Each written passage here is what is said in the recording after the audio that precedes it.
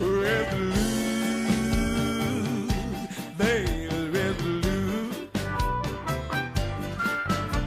Every kind of people got every kind of blues, but red man got red blues. After work, I go home, make myself a drink, grab a glass, a few ice cubes, walk on over to the sink. My old lady says that I ought not to. You'll get sick if you drink that water. Red blues, red blues,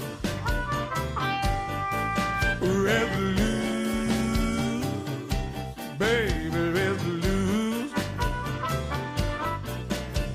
Every kind of people got every kind of blues, but a red man's got red blues. All right. Sago, it is March 16th, 2018, and I welcome you to Let's Talk Native on the LTN Radio Network. This program breaks all the rules for Native radio. No buffalo speeches, no mystic healing, no special Indian prayers.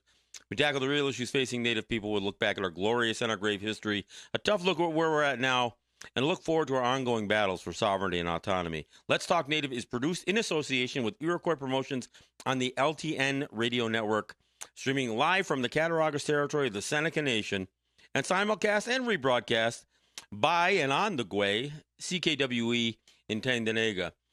You can find us at www.ltnradionet.com. That's where we're always streaming something, and when we're live, we're streaming live. I am John Kane. I'm the show's host and producer, and I'm happy to be here. We also are Facebook live streaming, so if you are catching us on, perhaps on the TuneIn app or however you listen to the show from an audio standpoint, if you want to catch some video, and we got a little bit of visuals. Obviously, our studio looks cool, so if you want to take a look at what we're doing here, you can always see us on Facebook.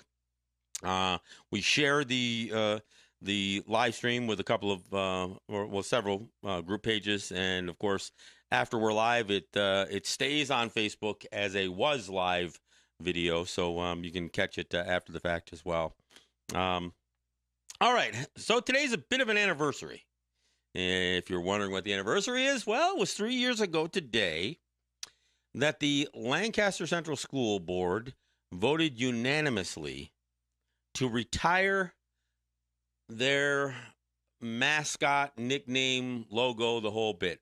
They were formerly known as the Lancaster Redskins. And in fact, I guess since we are live, streaming live video, I should give you some visuals. This is what they were. Here we go. And if seeing the Lancaster Redskins and seeing their logo and their T-shirts isn't enough by itself, because this looks pretty benign, but here's the back of the shirt. Now, this gives you a little bit more of a visual, but I want you to look very, very closely. If you look, it gives the impression that there's blood splotches on the... Can you pick that up? Is that showing pretty good? All right, you can see that. I mean, it literally looks like blood splatter. So if you had any question about the use of the word redskin, when they actually put it onto their school-sanctioned T-shirts, they not only use a pan-Indian view of a native image, but then they splatter it with blood spots. So this is in case you're wondering how is it that I end up with it in my possession, a Lancaster Redskins T-shirt. Blame it all on Matt. This is a gift from Matt. I think he found it at an auction or something like that. But I want to revisit. I do want to revisit the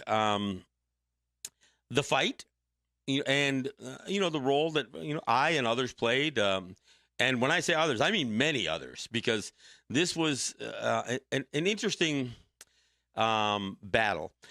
And ironically, for many of the schools that use that name, that specific name, oftentimes it has been the national story associated with the Washington football team that trickles down to the local communities that were maintaining this name. At the time, several years ago, the Washington football team had lost a battle with the Patent and Trademark Office for the use of the word Redskin because it is defined as a slur. By any number of dictionaries, there's almost no question that the word Redskin is not a commonly accepted or appropriate name to refer to anyone, least of all a Native person. And there are certain prohibitions within the Patent and Trademark Office to trademark disparaging words. And so it looked like the Washington football team was in some serious trouble because although they had appealed a previous ruling that suggested the same thing, they appealed it on a technicality that was really associated with the age of the plaintiffs who brought the charge. And they said, well, you have to do it within a certain number of years of turning 18. Otherwise, you let too much time pass. So when they refiled the complaint with the Patent and Trademark Office, they used younger people. And so it looked pretty solid. It looked like the Washington football team was going to lose their trademark. And so this was a national story. And it was, like I said, it was trickling down to the high schools, especially because for the most part, no colleges were using, at least not that name. There are still universities and colleges that are using Native mascots of some sort, whether it's the Florida State Seminoles or whatever. There's a few left. The NCAA has pretty much gotten rid of most of those at the college level, but at the high school level, there's still a significant number of schools that have Native mascots. Even here in New York State, with Lancaster bailing on the name 3 years ago, there are still 2 schools in New York State, one out near Utica in Oriskany, and one in the southern tier in what is called the Canisteo Greenwood School District. They kind of bury it. If you go to their websites, if you go to Oriskany website, the Oriskany High School or Canisteo Greenwood, you'd be hard-pressed to find the word or the logo almost anywhere on their website. So they kind of bury it, but then it shows up when you look at the sports teams or perhaps some sort of booster signs or something like that. But they still haven't changed the names. Many schools have, but they are the last 2 that I'm aware of in New York State that still bear the name Redskins for their nickname. And their logo and that kind of thing. But let me revisit. Let me go back 3 years ago. So here's how I got involved personally in this debate, in this discussion.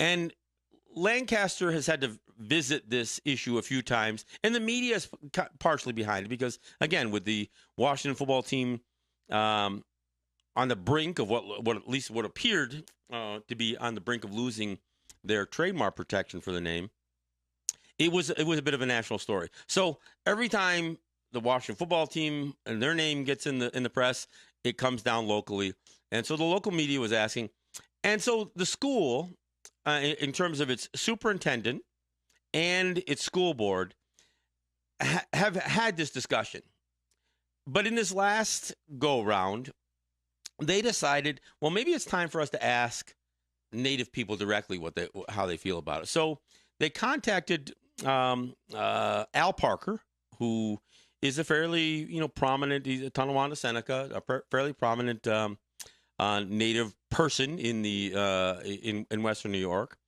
and asked him if he'd be willing to put together a committee of Native people from a range of disciplines, to meet with them.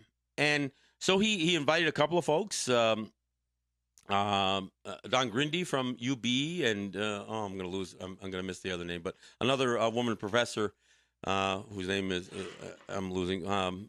But Alan Jameson and myself, and of course Al Parker. We were all on this committee, and I hope I'm not leaving somebody off. But we were on this committee, and our job was really just to meet with the school board and discuss just what is wrong with the name and why there is opposition to such a name.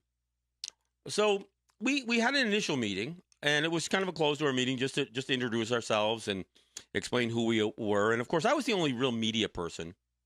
And there were educators and again, guys like Al, who have been, and a bit of a Native activist, and Alan, who was more in the arts scene. But for me, I'm the activist, and I was the media person that was a part of this committee. After we met with the school board directly, or a couple of the board members, the superintendent, and I think the president of the school board, what we planned to do was having what we called a work session, and this is a public event where we were going to meet with the school board and administrators in a public setting at Lancaster High School in the cafeteria, I believe, where the public could attend and witness the conversation.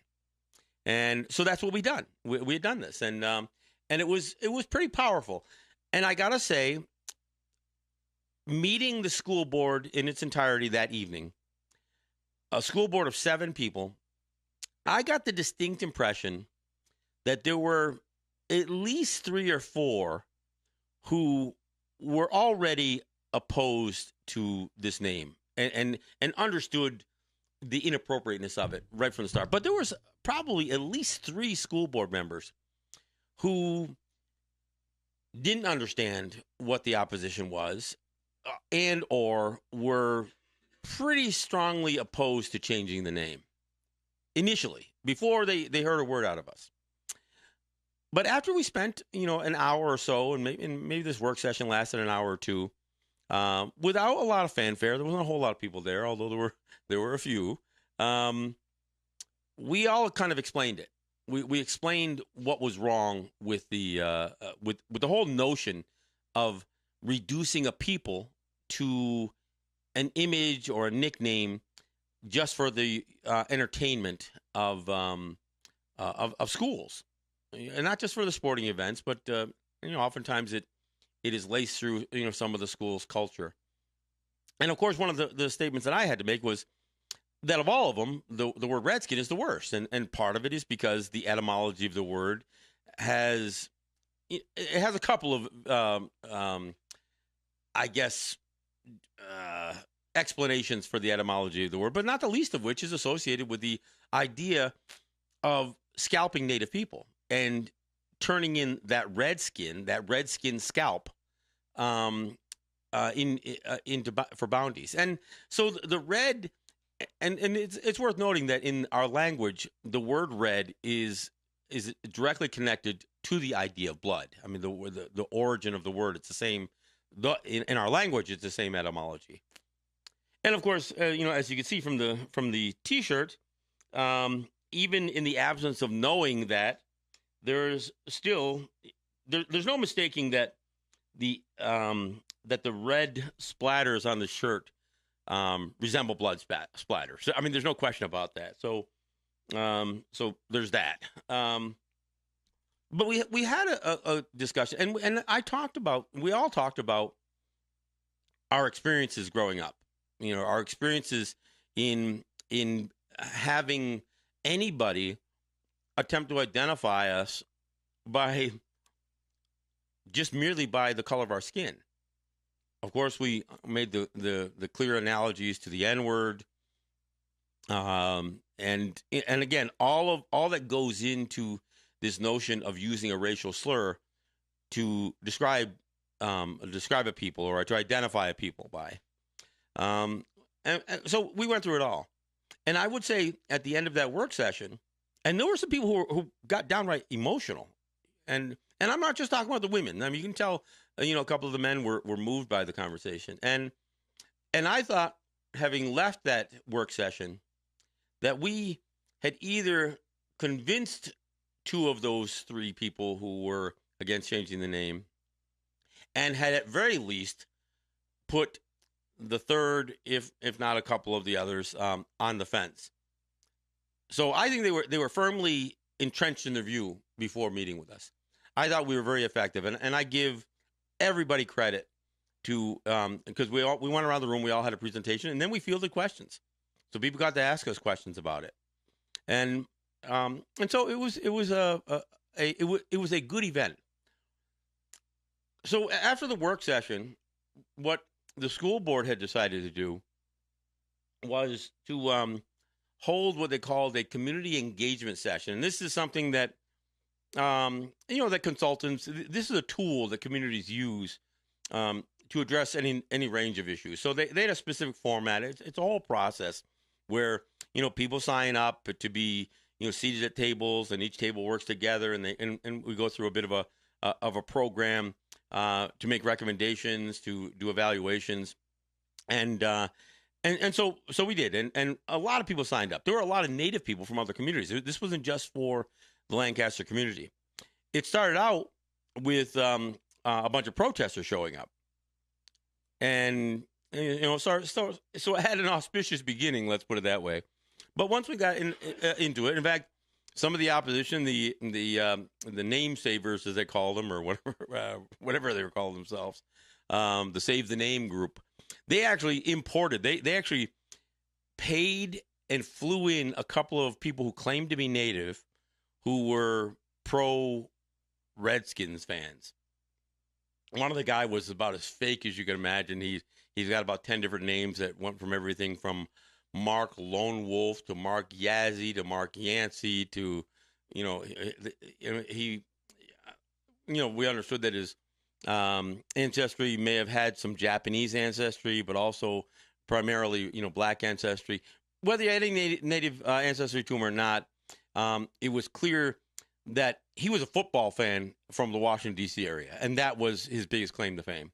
But for those who want to keep the name, they love having a token Native person, even no matter how fake they look. And this guy looked like he had clearly used hair straightener and that kind of stuff. I mean, it was pretty pathetic. But and he got spoken to pretty harshly by a bunch of people, myself included, about the whole idea that if you were really Native, the last thing you would do would go into a Native community or to a region with a Native population and not be open to hearing them, but rather come in with your own agenda, especially an agenda that you're being paid to promote. And we just talked about the absolute inappropriateness of him and his other cohort that were flown in. And of course, they were very ineffective anyway, but so it didn't really matter much. In fact, it kind of made a mockery of what the other side was trying to pitch. But as we went through this whole thing, it was pretty clear that the recommendations that came out of this community engagement session, and there were hundreds of people there, several hundred people there, and the media covered it and the whole thing. But the recommendation was to change the name. Now, I will say that by the time that this engagement session had taken place, it was. I think the school board was already moving towards trying to figure out a smooth transition to go ahead and change the name. And I think we did this community engagement thing like in February, or it might have even been January. And so I think they were looking at, possibly getting through the school year and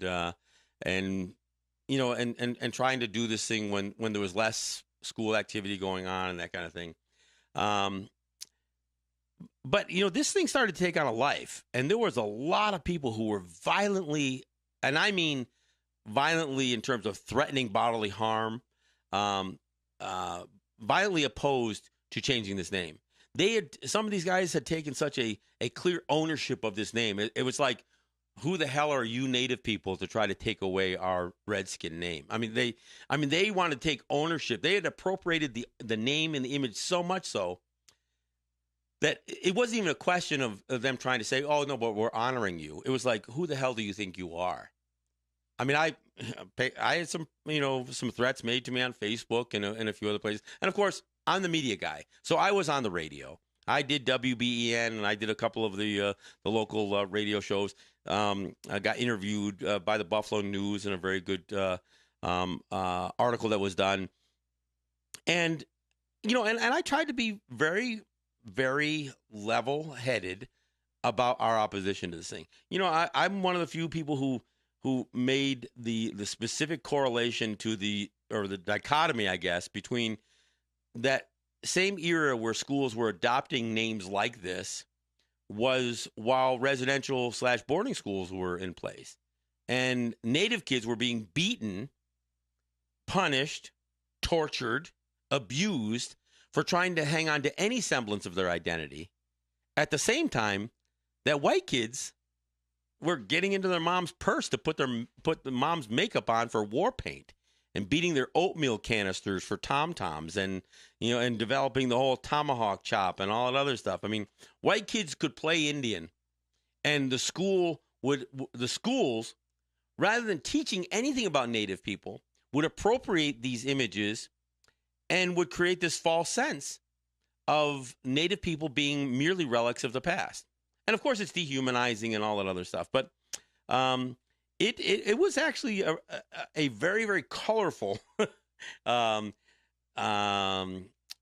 I guess, and engagement with the folks from Lancaster. And there were people there who were very, very angry. In fact, Fox News actually put a couple of those people, some of these former, Glory Days cheerleaders, on their national program to try to insist that we are merely a handful of Native people with a bunch of white liberals who are trying to be, let political correctness run amok. And of course, that's the whole argument. And of course, that's not the case.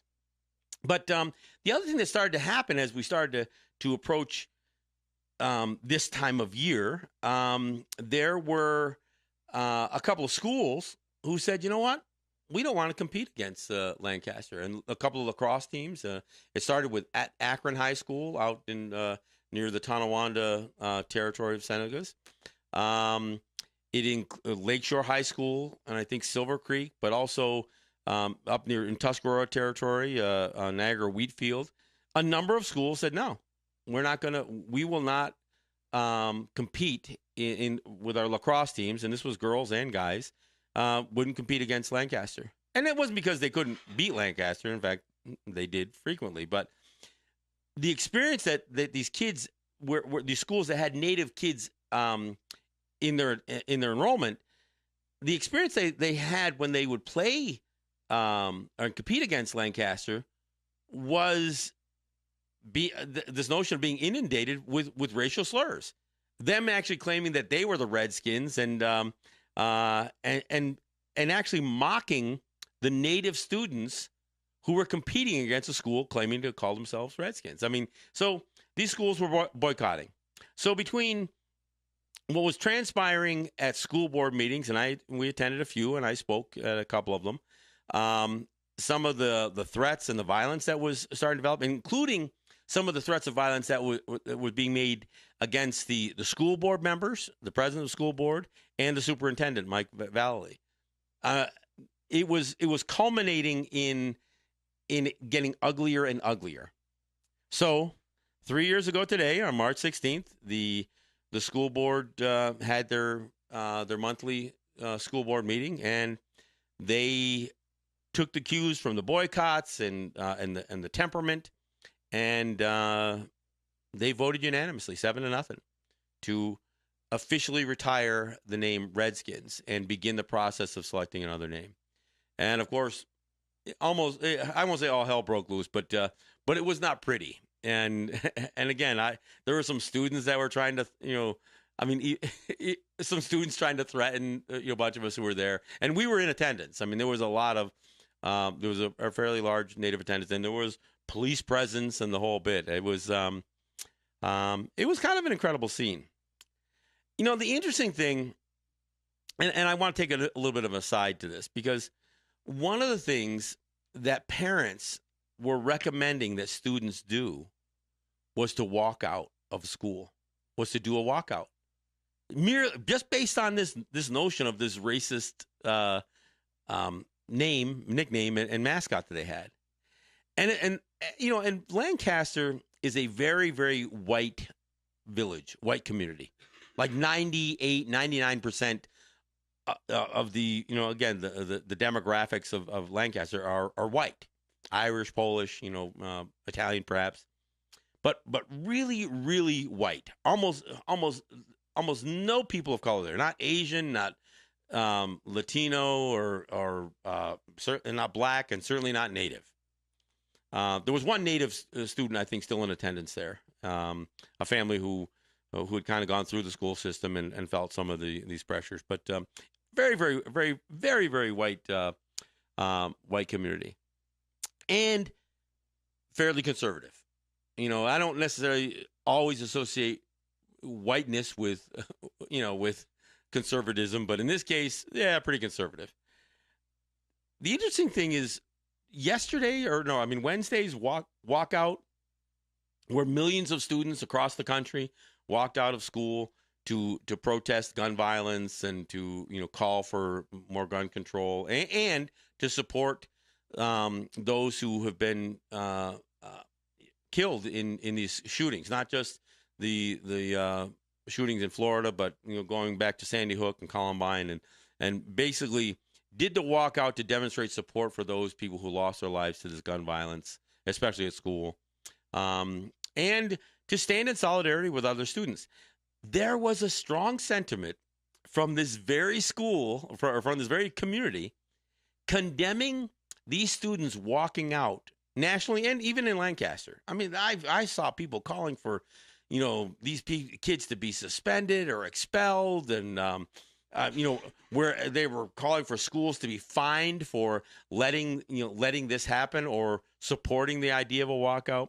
But some of the voices that came out of the Lancaster School District were incredible when you juxtapose it to some of those same people calling for a walkout based on a racial slur for a mascot. I mean, it's amazing that they would not support students using their own voice and frankly being social and political activists. I mean, I think that's a good thing. But it was interesting to hear some of those voices come out of Lancaster, some of those conservative voices, the same ones who were violently opposed to changing their name. By the way, they are now the Lancaster Legends. Legends was recommended, and the imagery was recommended by, I think it was an 8th grade student who put the proposal together. And there were a lot of good recommendations. And this was this is the one that stuck. So they're the Lancaster Legends, and they've had it's a nice school district. I mean, the schools are impressive. It's a fairly large school district, I think. They've got a lot to be proud of, and their former name was not one of them. And as you could see from my gift from Matt, it is kind of shameful. But that's so that was 3 years ago, and I think it's interesting to revisit that time because the battle continues. We're at the bottom of the hour. We're going to take a break. When I come back, I want to explain what happened to the Washington football team's fight and where are other places in this battle. I've got a good friend, Donna Fan Boyle, whose kids graduated from the Chamonix High School, a school that has been very embroiled in this battle, as many others have. And we'll talk about that when we come back from break. This is John Kane, and this is Let's Talk Native. We'll be right back.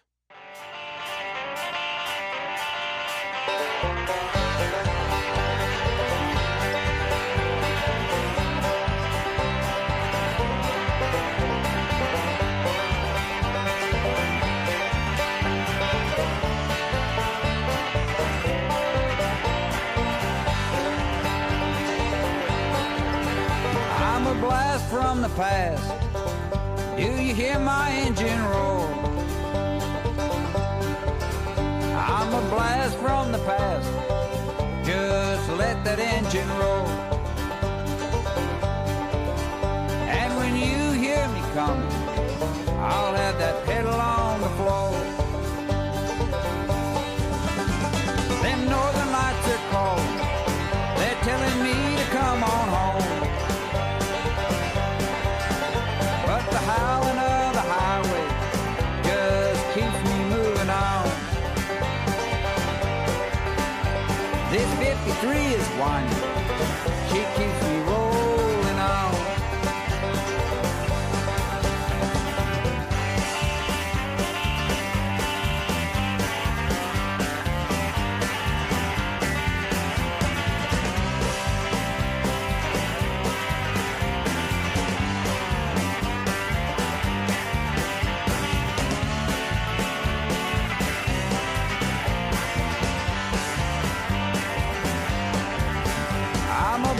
from the past. Do you hear my guitar play? I'm a blast from the past. She slides from Houston to L.A. And when I stop playing, they lay us both away. I'm a blast from the past. I need new strings, she needs oil. I'm a blast from the past. We both need rest before we boil. But with a little bit of loving, we'll make it to the show.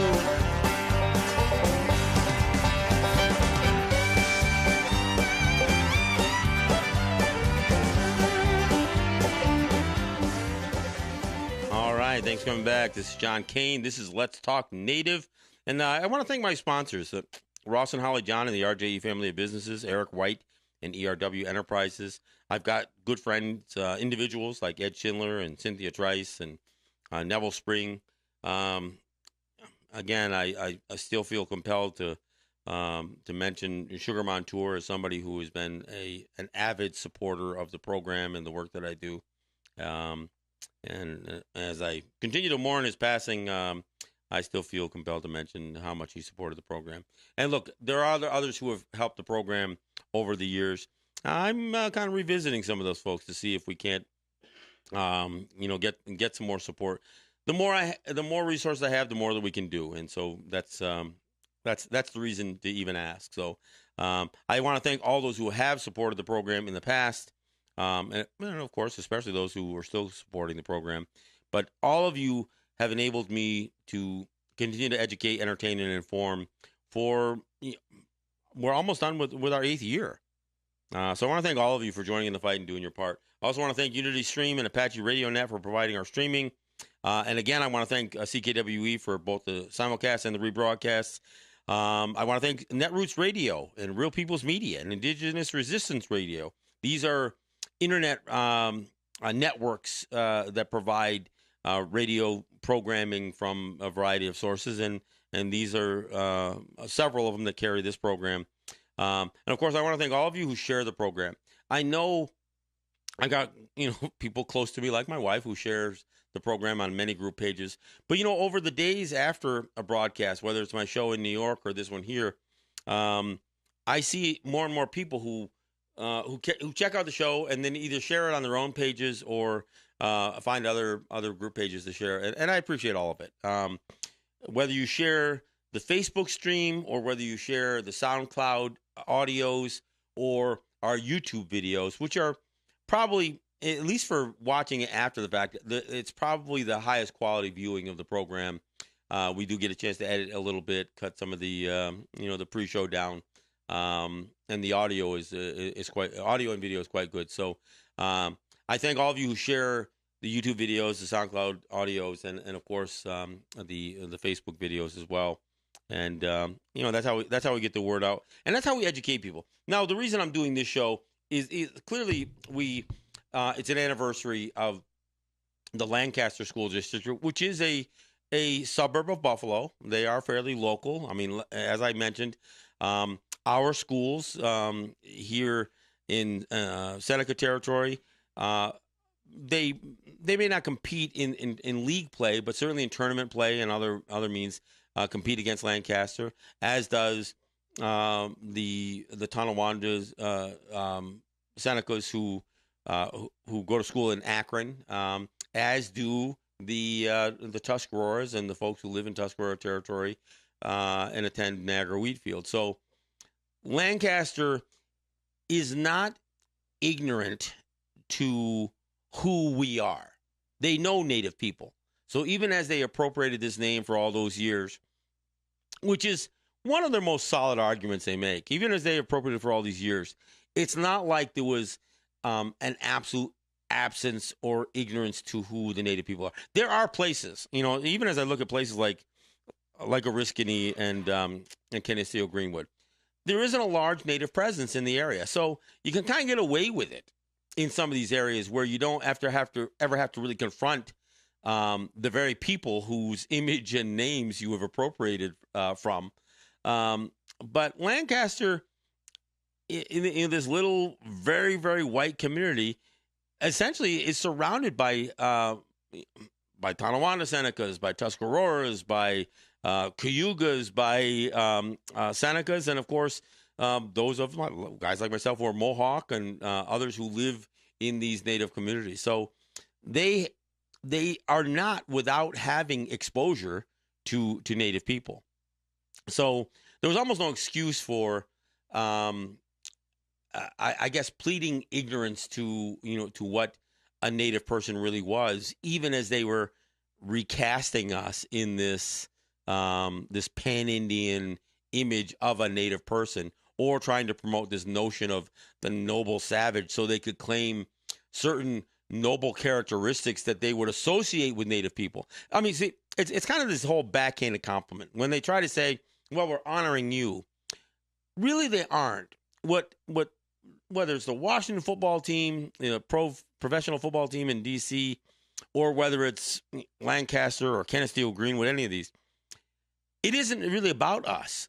What it is, it's about a people appropriating what they think are characteristics that they want to claim for themselves, but they feel are represented by their image of what a people once were. So it's not like when they call themselves warriors or chiefs or redskins that they're really talking about us human beings as we exist today.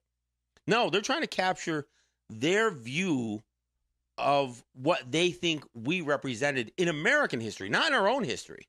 I mean, the fact that we're always represented as warriors or braves or savages or whatever, again, it's a misrepresentation. I mean, the Haudenosaunee, we are known for our ability to make peace, not war. Yeah, I mean, do we defend ourselves? Sure.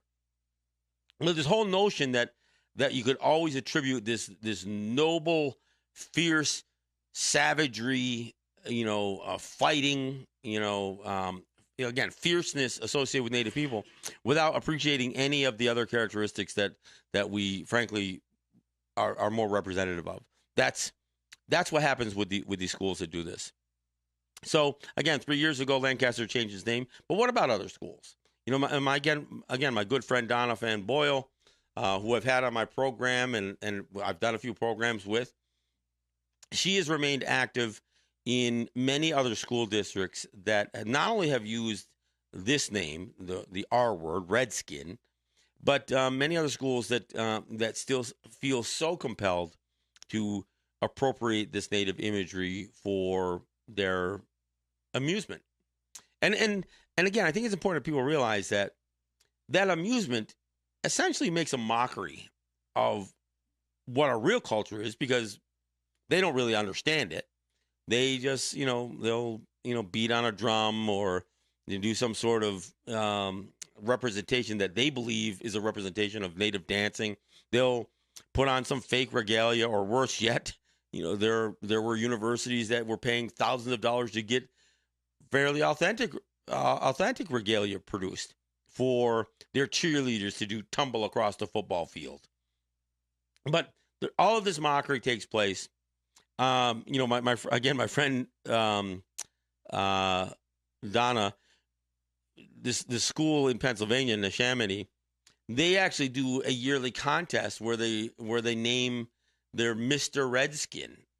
I mean, it takes on all of this life all by itself. Neshaminy, became a bit of a national story because their newspaper, which is a fairly renowned and accredited high school newspaper called the Play-Wickian, they took a position against the name. And in fact, as a high school newspaper, they said that they would refuse to print the name, the R word, in association with their, again, with their sports. They would just refer to the Neshaminy boys basketball or whatever else. They wouldn't call them by this nickname or mascot. The school board fought them over it and actually threatened to shut the paper down, expel students. It turned into a legal battle. So you had students in a school, again, asserting their own judgment on the social incorrectness of this name. And again, a bunch of old white guys just absolutely pissed about it and raising hell and trying to assert, illegitimate authority to force students to accept something that they knew was inappropriate. That's the marvel of the battle that continues to play out in this Pennsylvania town. Now, my friend Donna has actually sued and won in court a judgment against the Chamonix High School, but it's still this thing kind of playing out in court. And of course, there are other places like Tewksbury and that's in Massachusetts. There are schools all over, and I've become connected to many of the parents, native and non-native, who have tried to champion this issue and tried to take a stronger stance against schools doing this inappropriate act, this appropriation of Native culture. And I say Native culture. What they're doing is they're appropriating a misrepresentation of our culture, and by doing so, promote this lie about who we are and what our identity is. And at the same time, essentially condemning us. I oftentimes, in these debates, bring up L. Frank Baum. Now, L. Frank Baum was the author of The Wonderful Wizard of Oz, which is, which many people associate with the MGM, Judy Garland playing Dorothy, the spectacle that the film was.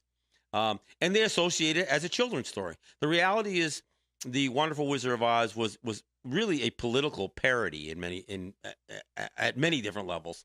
And the guy who wrote it, before he wrote it, was the editor of a newspaper in Dakota Territory, Aberdeen, Dakota Territory, before they were states. And he had written what is now known as at least two editorials that are known as the genocide editorials, because in his editorials, he was calling for the extermination of Native people. He literally suggested that it would be more appropriate to annihilate Native people and to wipe this untamed and untamable creature from the face of the earth, so we could live in the memories of white people, so that we could live in their memories as the grand kings of the forest and the plain. That's literally what L. Frank Baum suggested in his editorials. He considered Sitting Bull the last noble savage, and that once he was murdered, there was not a redskin alive that really warranted life. He suggested that with the fall of Sitting Bull, the rest of the native population should be exterminated, should be annihilated. And he did so, again, with this kind of twisted, backhanded compliment to say, if we wiped out what these native people have been reduced to, again, what white people had felt we had been reduced to, that we could at least linger in their memories and in their storytelling and in their history books as this grand, once noble people, a people that we no longer represented. We were but a pack of mangy or whining cur that licked the hand that smites them, is how he described us. He said that annihilation, why not annihilation? That we had been emasculated. We had been, reduced to, to subhuman stature. And of course, that is exactly what mascots do. They dehumanize a people. They ignore the fact that we're still here. First and foremost, they ignore our existence in their attempt to draw some connection to what they view as what we once represented, but no longer represented. In fact, some of these people who are these strong advocates for the use of the name, they hired people, and they had people try to pass themselves off as amateur anthropologists to suggest, well, not everybody was a Redskin. This one guy was trying to suggest that the Redskin came from this notion that Native warriors, who were elite warriors, would cover themselves with red makeup. So he felt like the whole Redskin thing was about makeup, not about the fact that compared to white people, we had a redder color to our skin. But I mean, this is kind of the nonsense that exists with all this. But this battle continues. And again, getting back to the Washington football team, what ended up happening in that battle had nothing to do with Washington football or the use of native mascots. It actually played out in a completely different scenario where there was a rock band that was made up of Asian Americans who wanted to call themselves the Slants, and the Slants being a kind of a derogatory name that is oftentimes associated with people of Asian descent. So they wanted to copyright their name because they were getting, having some success, and they wanted to copyright the name of their band, the Slants. They were denied a copyright because of the same reason. They were denied this copyright because it was a derogatory, and somewhat racial slur. They appealed it, and they actually sued in court and won. Now, this is how bizarre the situation is. These are Asian people who want to own a name. It's kind of like black people using the N-word.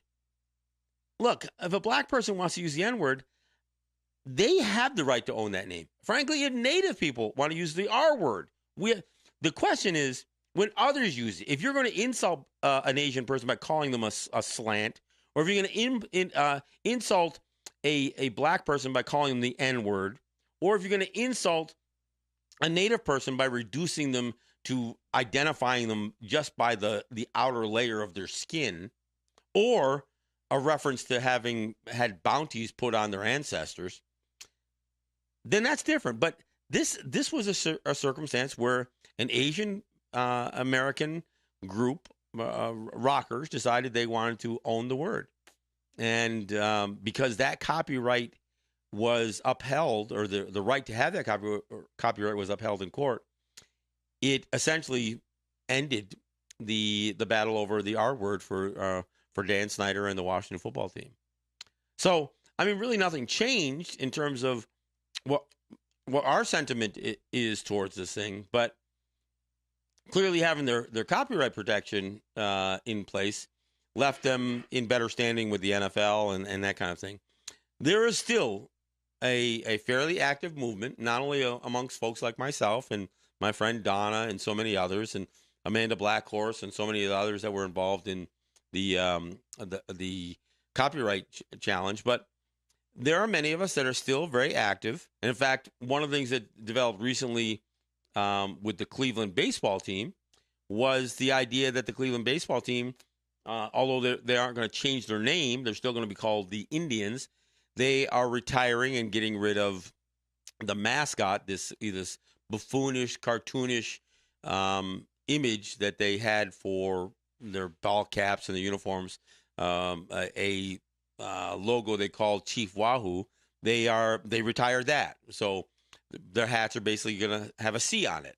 I mean, there'll still be merchandise available for a couple of years, but they're phasing out the whole Chief Wahoo thing, and that's that's like a partial admission. That's an admission that the appropriation of native imagery and creating a cartoonish or a buffoonish looking character out of it is wrong, yet still not fully embracing the notion that the appropriation of native imagery or the word Indians as their name, they haven't quite grasped onto that yet. But it's an ongoing discussion, and there's a reason for having this discussion.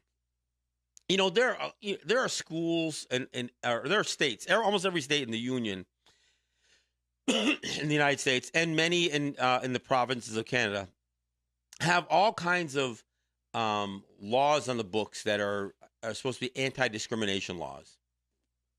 There is almost no way you could characterize the use of a racial slur as being anything but racist or discriminatory. I mean, you are literally, in terms of the word, the R word, reducing the identity of a human being to, again, either the skins that were taken from their ancestors for bounty, or in the best case scenario, you are going to identify a person simply by the tone of their skin. I mean, it's a compound word, red and skin. I mean, you aren't talking about the human being. You're not talking about the person. You are literally identifying somebody by the outermost layer of their skin, which is absurd and discriminatory all by itself. So there's anti-discrimination laws, anti-bullying laws, and all of this stuff. And yet most schools will not address the idea that it is not only discriminatory in general and teaches the wrong thing to their student body, but if you are a Native kid attending a school with a name like that, and I know because I went to a school, the high school I went to was Cambridge, New York. They still, they're called the Cambridge Indians.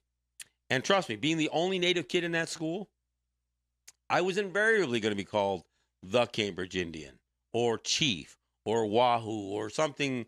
I mean, I had friends who, would go so far as to use, I was called a red nigger, all kinds of, other derogatory comments that, were meant to be jokes and, laughable, almost an insult, but a term of endearment, so to speak. But the fact that I'm going to be 59 years old this year and I can still recall those names means that it left an indelible, mark in my memory. Am I damaged goods because of it? No, but somebody who perhaps didn't have the, the same esteem that I did may have taken that in a different way. And there have been studies about the psychological damage that Native kids are afflicted with because of these mascots. But even more than the Native kids being adversely affected by it, the broad population, the non-Native population, they are affected by it. They are being taught the wrong thing because almost none of these schools take this name and then feel compelled to perhaps endeavor more studies or more areas or research or acknowledgement of Native culture. No, there's no studies. I mean, even in the school that I went to, the Cambridge High School, they didn't go any extra mile to learn about the Native culture in the area, which would have been Mohawk territory or Mohican territory. No, they didn't do anything special. In fact, the imagery they used on the gym floor was, again, Plains Indian headdress, on the profile of a Native person. The same thing everybody else does. No additional thought or consideration to the fact that they appropriate these names and do nothing to earn it or justify it. Not that they could, but they don't even attempt to. So, look, 3 years after the fact, I was very proud of the significant number of Lancaster residents who stood with us in the opposition to that name, even if they weren't as loud and obnoxious as the pro mascot people were. And I was very, very proud of what Mike Vallely, who was the superintendent, who had to withstand an awful lot of scrutiny, again, damage to his vehicle, threats to him and his family, and the entire school board. And that didn't come without a cost, because in the next school board election, two of the very pro mascot, in fact, the one woman I mentioned who was invited onto Fox News, they ran for the school board, and because of this vitriol that still rested with so many of the residents from Lancaster, they got elected onto the school board, and they attempted over the next couple of years to get a majority of that school board so they could reverse it. They got elected in the aftermath of changing the name immediately, but in the subsequent election, the other pro mascot candidates didn't make it past. So I mean, they failed. It was a failed attempt. But I am very proud of the people who stepped up. And I'm going to say it again. I'm proud of what the students did the other day. I don't care if you support gun control or not. I support Native people becoming, or young people becoming active in social issues. I don't think we accomplished as much as we should have. And when I say we, I mean people my age, my generation, the generation just below me, and the generation above me. But the generation that's in school now, the ones who are the teenagers now, that's my grandchildren. That's what the age of my grandkids. So now it's a whole nother generation, 2 generations, below me that are coming up. And to see these kids be active on this gun control issue, on social issues in general, I'm proud of them. The other thing, I do feel I got to mention, is one of the things that got pitched as an alternative to walking out was walking up. I don't know if you're familiar with the walk up strategy, but what they're saying is, rather than kids walking out and demonstrating in that way, they should walk up to kids who are picked on, and they should be embracing and do more on a personal level to combat bullying and ostracizing and exclusion of kids. And while that has a good note and a good tone to it, I warn against people who would suggest that these mass shootings, especially by young people, that somehow the students themselves are responsible for that. I think that's a grave mistake. And to suggest that the student body themselves created these killers because they mistreated them. Look, there's a lot more going on with these kids than whether they were being fully embraced by their fellow students. And I hesitate to put the blame on the very people who were victims of these shootings rather than addressing the gun control issue, the assault weapons thing, and all that other stuff. So I wanted to add that in there. But again, happy anniversary to Lancaster High School and Lancaster School District on their 3-year anniversary from retiring the Redskin name and forever more being known as the Lancaster Legends. I'm proud to have been a part of it with the boycotting high schools and so many others that participated in the community engagement sessions. And again, I want to thank the Buffalo News and WBEN and a few of the other media outlets that helped give me voice to the issue. And, we're still at it. We're still going to fight it, and we're still going to keep pressing on Oriskany and Canisteo Greenwood and Tewksbury and Neshaminy and so many other schools that continue to use the R word, and frankly, so many other schools beyond that still use Native imagery. It's kind of what we do. So I want to thank you for listening to the show and for understanding the issue. We'll be right back here on Monday and look forward to it. This is John Kane. This is Let's Talk Native.